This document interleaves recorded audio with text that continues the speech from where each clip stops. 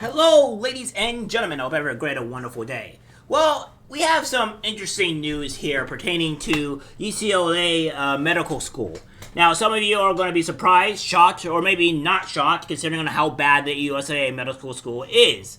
And this is what I've been talking about, the DEI situation here, and how everything is going. Because I just don't think that DEI is going to be even remotely useful. I'll go over that as we read through this, and hopefully you guys will understand. But the reality of everything is that DEI is going to cause death here. It's 100% going to. And whenever somebody mentions DEI, I always think that they're looking down on black people because, well, they want black people not to strive and be put into a job based on their merits, but just because, they're black, which that makes no bloody sense. So we have this here from Aaron Cibrian. It says, Scoop, whistleblowers at UCLA Medical School say it has dramatically lowered admission standards for minority applicants, aka black people, etc., etc. Anybody that's not white. Pretty much put it that way. As a result, they say 50% of some cohorts now fail basic tests of medical competence. We've obtained shocking internal data. UCLA Medical School hired a new dean of admissions, Jennifer Lucero, in 2020. Since then, the number of students failing their shelf exams, standardized tests taken after each clinical rotation, has exploded, rising as much as tenfold in some subjects. That wasn't a coincidence. Race-based admissions have turned UCLA into a failed medical school, said a former member of the admissions staff. We want a racial diversity so badly, we're willing to cut corners to get it. This is a story of how that happened. Led by Lucero, who also serves as the DEI czar of UCLA's anesthesiology department, the admissions committee gives black and Latino applicants a pass for subpar metrics. 4 people who served on it said, while whites and Asians need near-perfect scores to be considered. Now, already this here, guys, this is already racism. Because you're holding up black people to a lower standard compared to the whites. Why can't we hold the black people to the same standards as the whites and Asians? It's because, let's be perfectly honest here. Anybody that is doing DEI is going to look like they look down on black people. The same thing when we had Kathy Hochul, the Democratic governor, say that black people in the Bronx don't know what a computer is. They slowly and very quietly start announcing their racism out loud, and it's not really a surprising metric.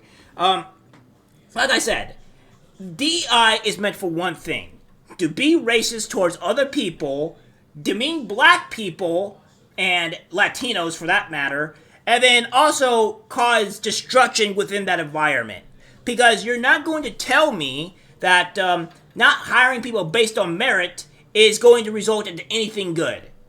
Committee members who try to uphold standards are silenced. 2 sources said Lucero attacked an admissions officer for raising concerns about an applicant with low test scores. Did you not know African American women are dying at a higher rate than everybody else? She asked.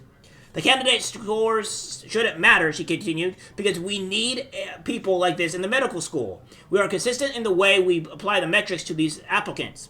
One admissions official emailed colleagues after the incident, this is troubling. I wonder, the official added, if this applicant had been a white male or an Asian female for that matter, whether we would have that much discussion.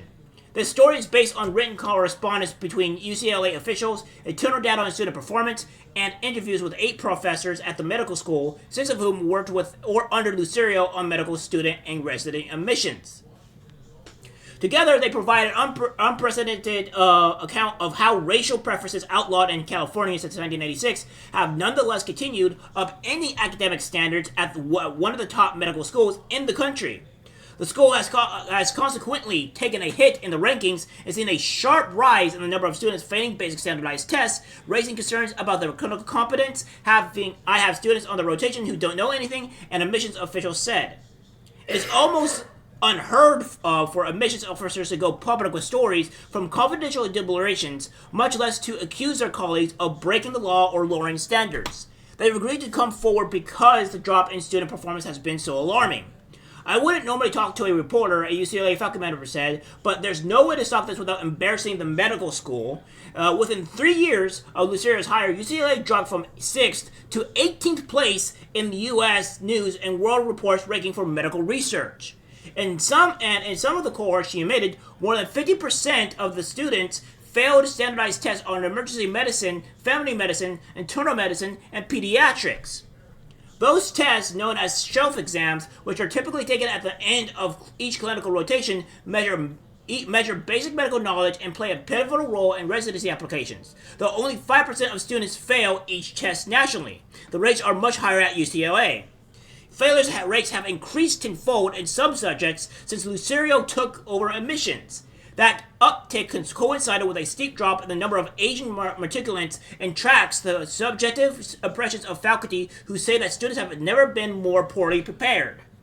One professor said that a student in their operating room could not identify a major artery when asked, then berated the professor for putting her on the spot. Another said that the students at the end of their clinical rotations don't know basic lab tests, and in some cases are unable to present patients. I don't know how some of these students are going to be junior doctors, the professor said. Faculty are seeing a shocking decline in knowledge of medical students, and for those who have seen the competency crisis up close, double standards in admissions are a big part of the problem. All the normal criteria for getting into medical school are only applied to people of certain races, an admission officer said. For other people, those criteria are completely disregarded. Another admissions officer said that the bar for unrepresented minorities is as low as you could possibly imagine and completely disregard grades and achievements. Several office officials said that they support holistic admissions and don't want test scores judged in isolation. The problem, they say, is that the committee isn't just weighing academics against community service or considering how much time a given kid had to study for the MCAT.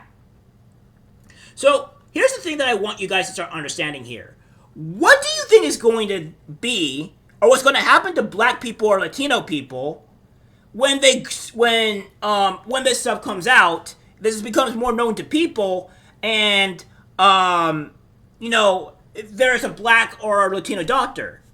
You're going to start having either real racism or people asking for different doctors because there's been known facts of black people not being able to complete or do certain tasks. I'm not going to lie with you here, guys. I won't lie. If there was a black person and I saw him being a doctor, and I know they were from UCLA, 100%, I would not want to be treated by this doctor at all. I would go to a white doctor. Why? Because I want the best care imaginable. And what DEI is doing is making black people look horrible. They're making black people look, well, and Latinos, but I'm just putting blacks because that's pretty much what we're trying to cater to nowadays, is that they're making black people seem like they're incompetent, they're dumb, they're stupid, and they can't do their job. That's what the main core of the DEI situation is right now, right? That's what people need to understand. At the core base of DEI, it is eventually to make people actually racist towards black people. Because when black people are hired in positions that they're not actually good on based on their merit, then that means that you'll see more and more black people making errors, doing atrocities and stuff like that they were not qualified to do, and people will get wind of this, and then black people will be hated. Black people will say, well, they can't do this or do that, and then now you have an actual racism scenario because the black people are not good enough for the job. And people just don't want to associate or deal with black people in these certain jobs because they think their life is in danger because they're not qualified. The DEI commits and allows racism to be stronger than ever. And it makes one group of race or two group of races or whoever they're trying to pander to be the lowest common denominator. When we don't base ourselves off of merit and based on the color of skin, we get racism. We get problems. We get deaths. And this is the reason why I hate DEI and so much. And let me put it this way. We're going to go up a bit, right? We're going to go to the actual person here who is the Jennifer Lucero, right? Let me guess. She's probably a white person. She's probably a white person. Who would have thought? Who would have thought? It is a white person. It is a white person that is this, right? So you guys are seeing now, live, that this person here, that's in this coat, UCLA Health, she is a white person. And she's trying to advocate for black people by putting up DEI and saying black people need to have this and have all these standards. Why is it always the white people, by the way, the white liberals, trying to make black people be up higher, when in all reality, it makes an actual racism statement against black people? Again, you people need to understand that these white liberal women are not here for you. They don't care about black people, and if anything, they want to bring down the black people, because deep down, the white liberal, the white Democrat, is technically racist towards black people. Let's make this a buck 100 here. So I'll go on to say that for certain applicants, they say hardship and community service seem to be the only things that matter to the majority of the committee's 20 to 30 members, many of whom were handpicked by Lucero, according to people familiar with the selection process. We were always outnumbered, and a missions officer told the Free Beacon, referring to committee members who expressed concern about low grades. Other people would get upset when we brought up GPA. Lucero hasn't been kind to dissenters. Speaking on the condition of anonymity, 6 people who worked with her described a pattern of racially charged incidents that has dispirited officials and pushed some of them to resign from the committee. Goes on to say, she has lashed out at officials who questioned the qualification of minority candidates. 5 sources said, suggesting naysayers are privileged, meaning white people, applying that they are racist and subjecting them to diversity training sessions. After a Native American applicant was rejected in 2021, for example, Lucero chewed out the committee and made members sit through a 2-hour lecture on Native history delivered by her own sister, according to 3 people familiar with the incident. The Anthropology Department, where Lucero helps rank applicants for residencies, she has rebuffed calls to blind the race of candidates, telling colleagues in 2023 email that, despite California's ban on racial preferences, we are not required to blind any information. That alone could get the UCLA in legal trouble, according to Adam Otera, the lead lawyer for the Defendants and Students for Fair Admissions v. Harvard, the Supreme Court case that outlawed affirmative action nationwide. Asking for admission about an applicant's race when no lawful use can be made for it is presumptively illegal, Matara said. You can't have evidence of over-discrimination like this and not have someone come forward as a plaintiff. Lucero even advocated of moving candidates up or down the residency blank based on race. At a meeting in 2022, per 2 people present, she demanded a highly qualified white male be knocked down several spots because, as she put it, we had too many of his kind already. She has also told those who voiced concern that they had no right to an opinion because they were not BIPOC, and insisted that a Hispanic applicant who performed poorly on her ethnicity rotation in medical school should be bumped up. The other candidates was ultimately moved. So, that's what we have here. So, again, guys, we have people that are looking at this and seeing the DEI type stuff, and we're having a woman here that's obviously white, a white liberal, not being racist, and it's going to be the detriment to black people down the road. Black people or black doctors are going to be frowned upon and hated upon if this keeps on going, and not be trusted because of the fact that they're not doing a job, they're being held to the lower standards, they're going to get people killed, and now black people are going to face the repercussions of it.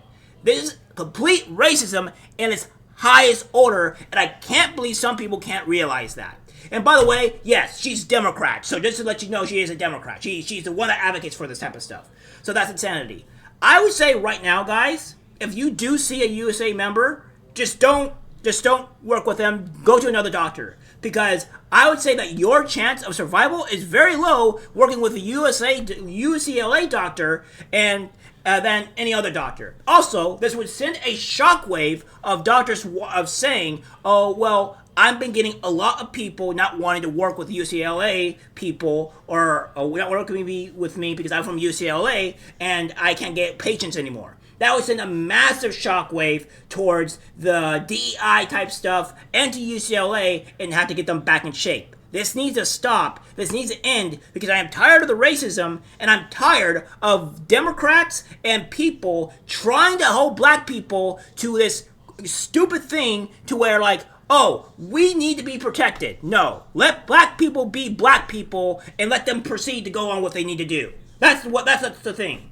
But no, the Democrats always have to lie and deceive black people to make them look like they're on their side, when in reality, they deep down, they most likely hate black people, and they only want black people because of the votes. And that's it. Alright guys, that's it for the video. Like, subscribe, share. As always, take care, my friends. I'm disgusted by what I see in public. Even people closest to us can't be trusted, because it's algorithmic disease, the social media.